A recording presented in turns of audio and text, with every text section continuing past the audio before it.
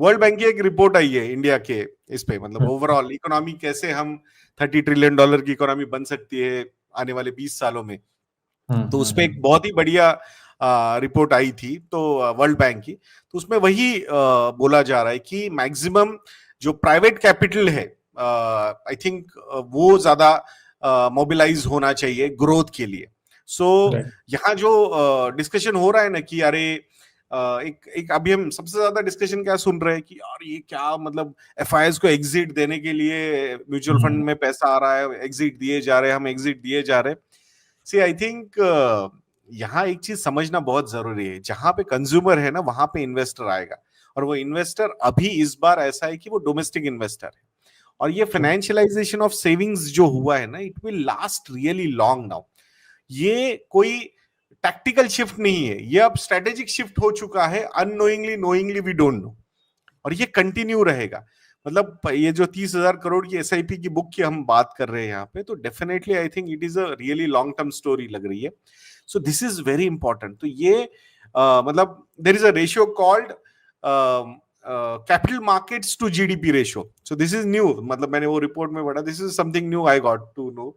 बहुत बार इकोनॉमिक्स के बहुत सारे टर्म्स हमें रीड करते करते समझ में आते हैं।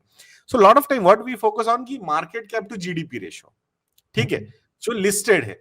सो यहाँ कैपिटल मार्केट्स टू जीडीपी का मतलब क्या है कि भाई कैपिटल मार्केट से प्राइवेट प्लेसमेंट्स की, अगर हम प्राइवेट इक्विटी की बात करते हैं, हम बॉन्ड्स की बात करते हैं, कॉर्पोरेट बॉन्ड्स वगैरह की बात करते हैं, मतलब पूरा equity and debt market and plus listed entities. तो ये जो नंबर इंडिया का है, if I am not wrong, I just see that, हाँ इट इज अराउंड 175% पे ये नंबर जा चुका है हमारा, 175%। बट इसमें सब कुछ है Gaurav. So it is not only related to market के, मतलब इट्स इक्विटीज है, गवर्नमेंट है और कॉर्पोरेट बॉन्ड्स है, ठीक है। तो ये नंबर है। आज अगर हम यूएस की बात करते हैं तो सिर्फ और सिर्फ लिस्टेड कंपनीज का market cap to GDP ratio is to 30%।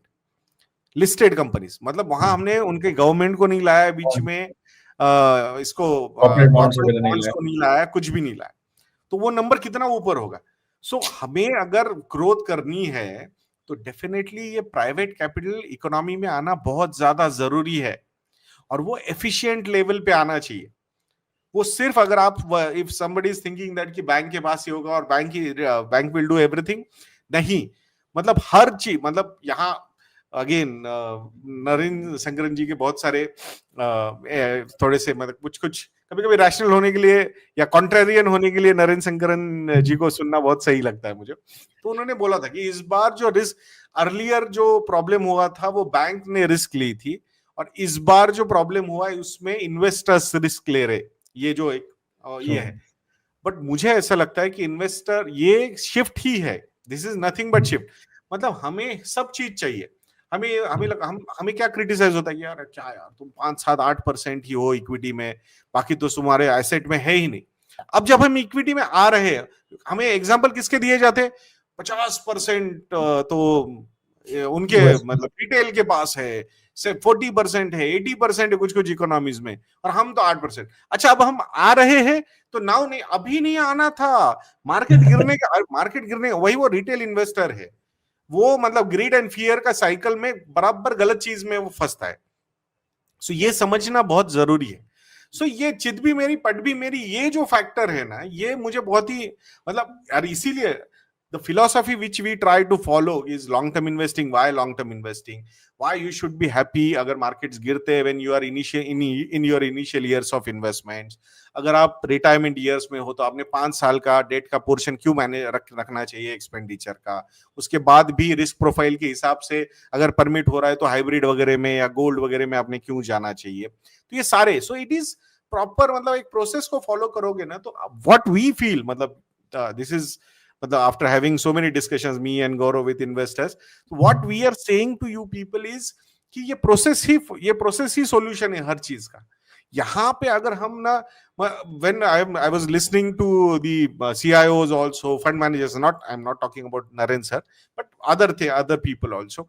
So वहां पे हाँ, मतलब अभी अगर आपको 3 साल के लिए करना है तो आप स्मॉल कैप मिड कैप में जा सकते हो। तो मुझे वही लगता है कि सेबी का सिर्फ हमें ही सुन रहा है क्या, सेम इनको, मतलब यार कैसे, मतलब वहां पे गलत हो जाएगा ना वो चीज।